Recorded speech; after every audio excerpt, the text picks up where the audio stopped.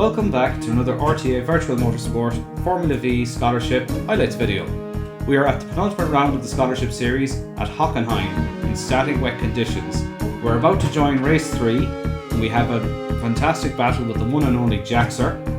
We started just outside of the top 10. Our first two races didn't have the best of results. Overtaking is difficult, however we're hoping to try and capitalise on these challenging conditions and maybe some mistakes from our rivals ahead. So sit back and enjoy this battle over the next 20 minutes. We begin race 3 in P11 and we're just about to get underway.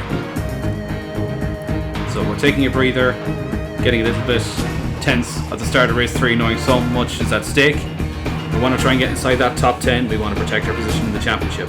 Our championship rivals are well inside the top 10, so we are feeling a little bit tense and we're saying a couple of nervous words just before we get underway.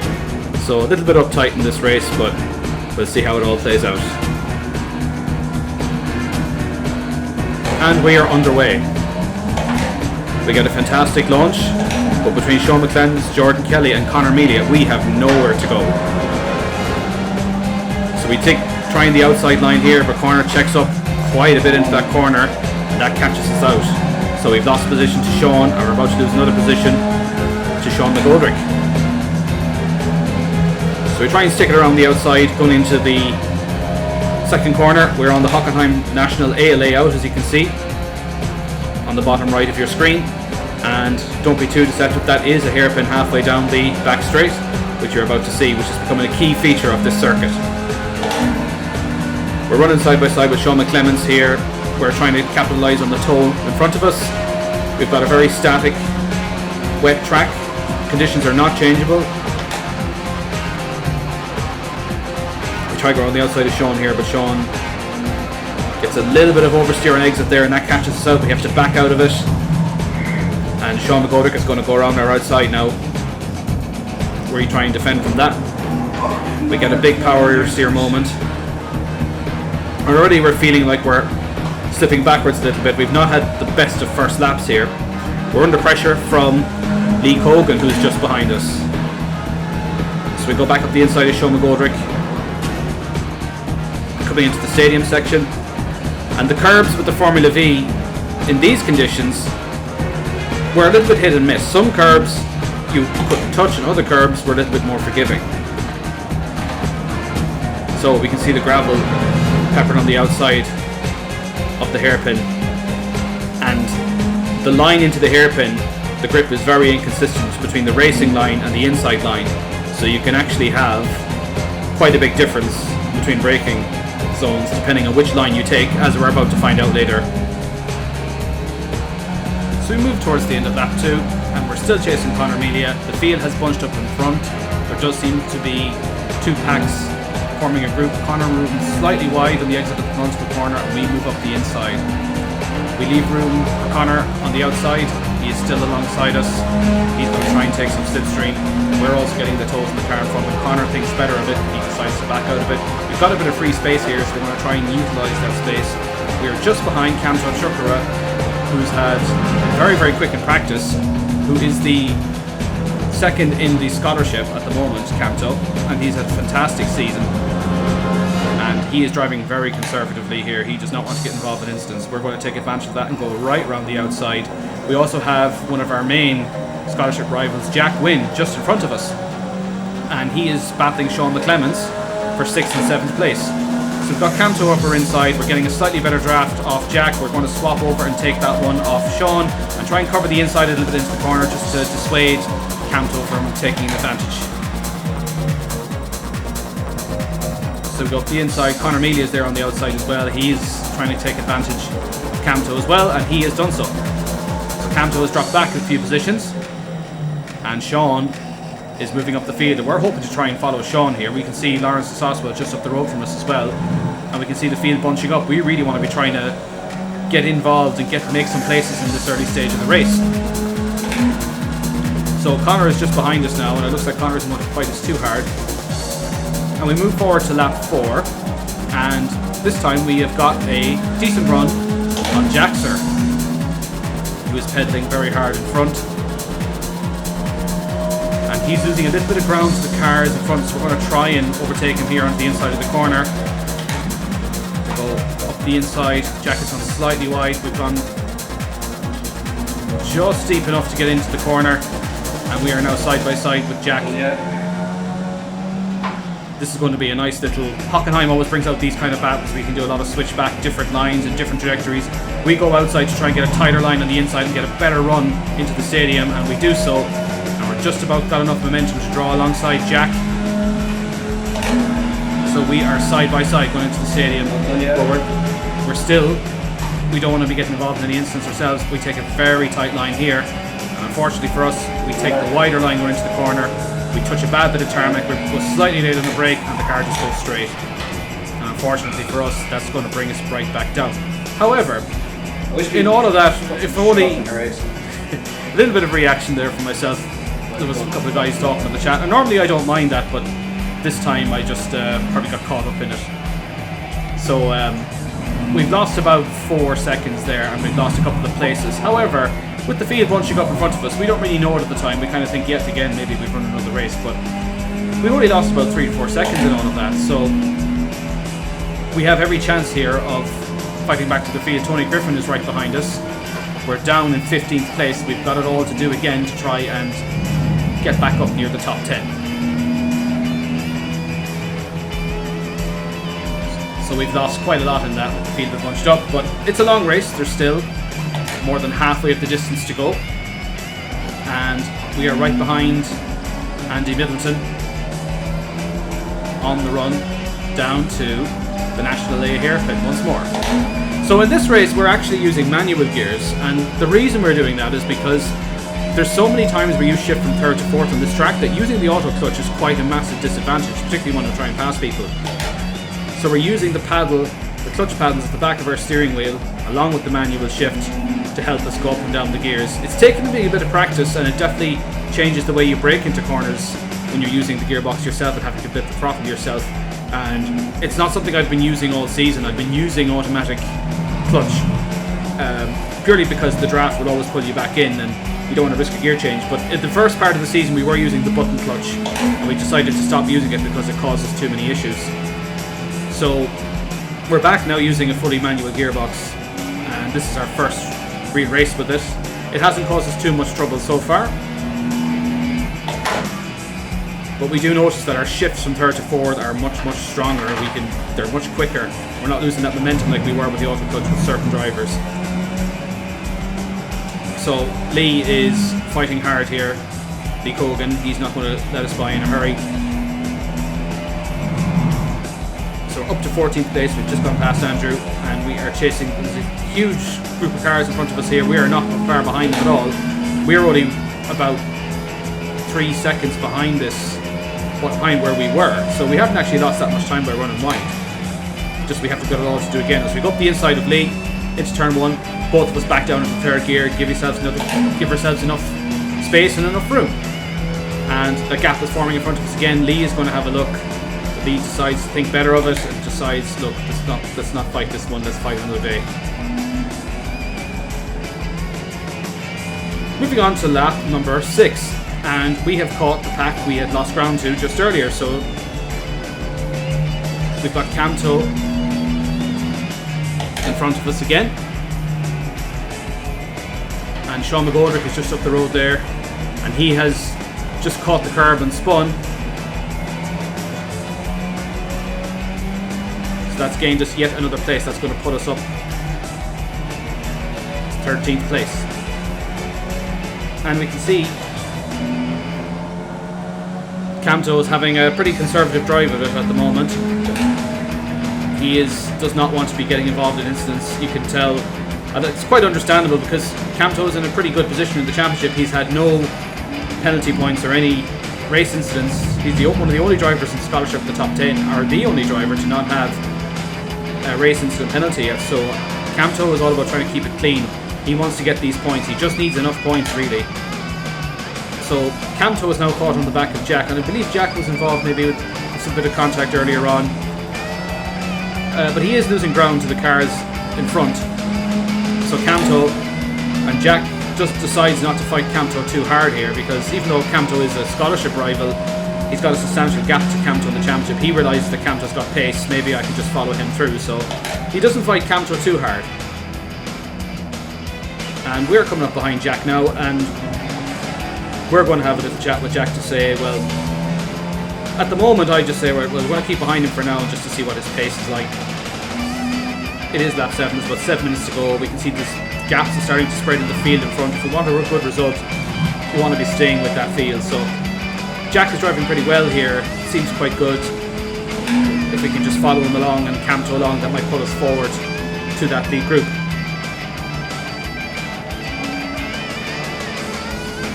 We're chasing Jack through the stadium section, and again, like as you can see, if you put one wheel on the non-racing line, or one set of wheels on the non-racing line, you will actually have the grip that you need for that corner. But if you put both wheels on the traditional dry racing line, there's a high risk that you could snatch a brake and run straight wide. It has happened to several drivers in this race.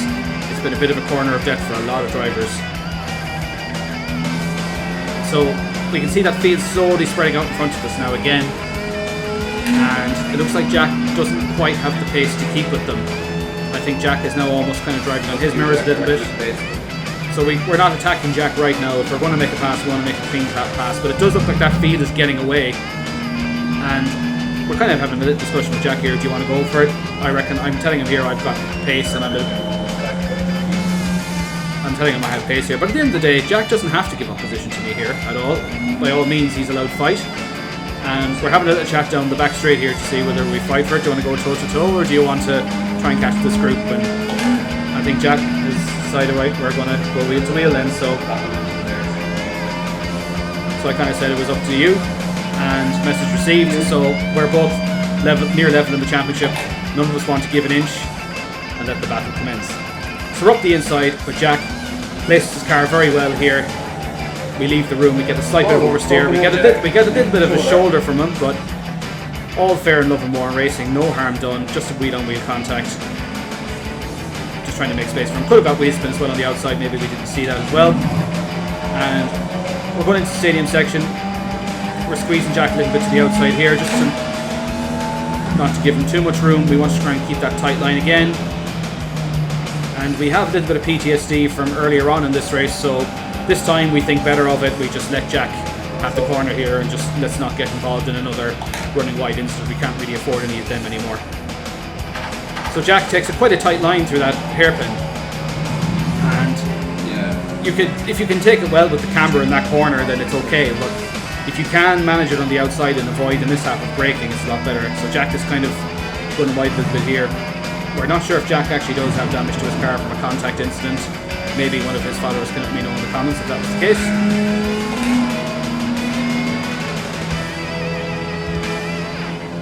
So the toe is pulling us in again. We're not fighting Jack into turn 1. Again, if we want to make a pass, we want to make it clean so that we can make a couple of corners stick. So Jack is kind of running wide a little bit here. He's kind of feeling the pressure from behind us here, but we're not going to attack him into this corner. We don't need to attack him into this corner. We want to pass him. If we're passing, we want to pass him cleanly, and to be able to, if we can pass him into this hairpin here, we can get away with our pace in the next couple of corners.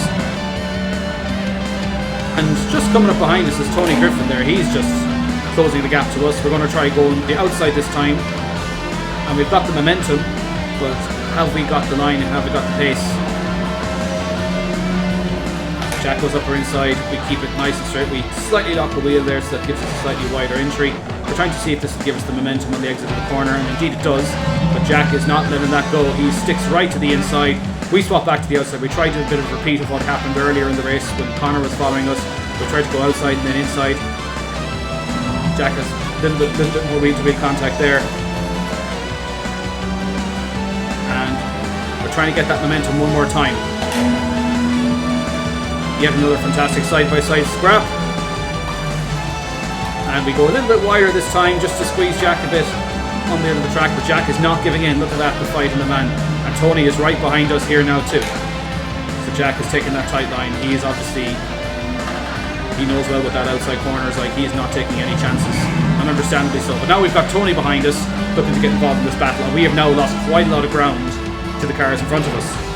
with 2 minutes 47 remaining, it's unlikely we're going to gain any more positions. So we do just need to try and pass Jack here and get enough of a gap to get ahead. Jack is trying to break the toe here a little bit. We don't need to be towing him here at this stage. We're following at a close enough distance to be able to get a good run into the national hairpin. That is our best chance. If we can get a good run through there and make a clean pass through there and keep the line into the tight section afterwards, that will help our cause. So a little bit of a gap here, but that's okay. We can use that momentum. We have the pace on Jack. We are quicker. I think last week was longer. We're even having discussions about how long races were from previous races.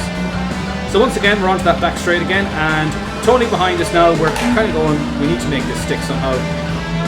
So we're going to try the outside one more time. We've got the run, we've got the momentum, we've got the quick shifting into fourth gear. We've got a little bit more high ground this time. We keep a slightly tighter line this time round, and we're going to go all the way around the outside. Jack just about leaves us enough room to touch the curb and slide, and we have got the momentum. We finally got that move done, and Tony also goes in as well for a look, and that's kind of helped us as well. I'm sure Jack would have been not long chasing us back with the slipstream, only for Tony went up the inside of him there. So with that, only a minute and a half of the race left. We are now on the final lap, and now Tony is all over the back of us, and he's looking to get us into the national hairpin. Tony goes for the outside. He tries to do what I did earlier. We keep a very tight line around there. We get back on the power nice and early, and we have just about covered Tony off, but he is not disappearing yet by any means.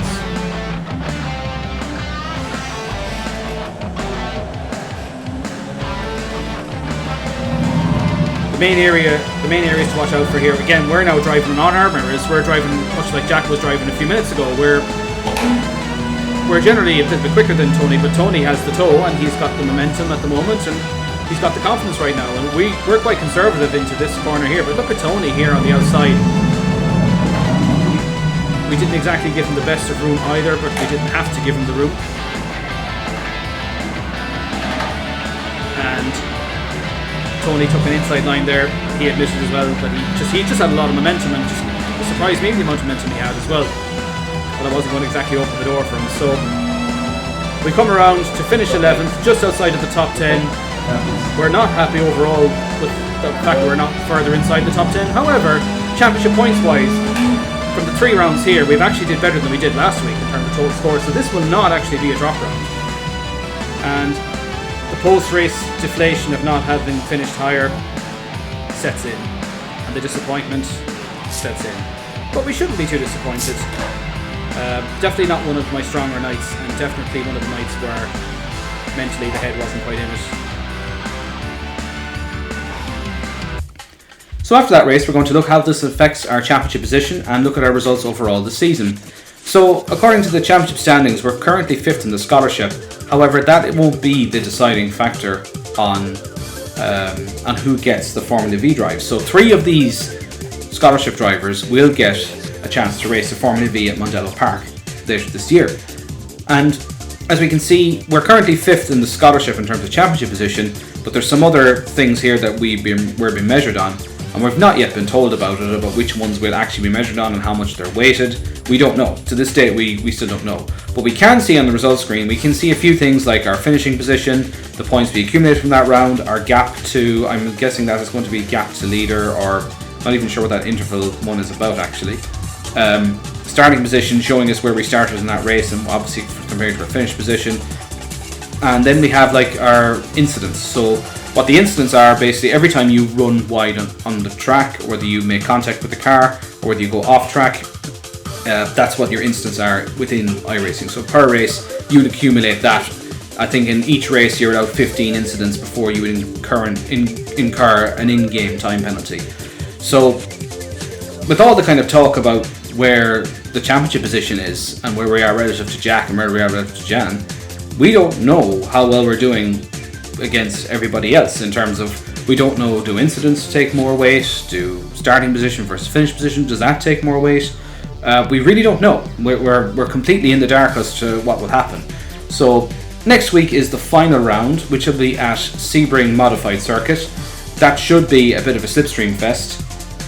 maybe a little bit of Road Atlanta. People are saying one braking zone, so it could be a bit of an oval race there, and we're hopefully, if we got good results at Road Atlanta, we're definitely hoping to get good results there as well. So just all that's left me to say is thank you for watching, and we've got one round left to go, so let's give it a all. And don't forget to catch all the live action on Gantry TV at Tuesday nights, 9 p.m. GMT Irish time. All the best. Take care.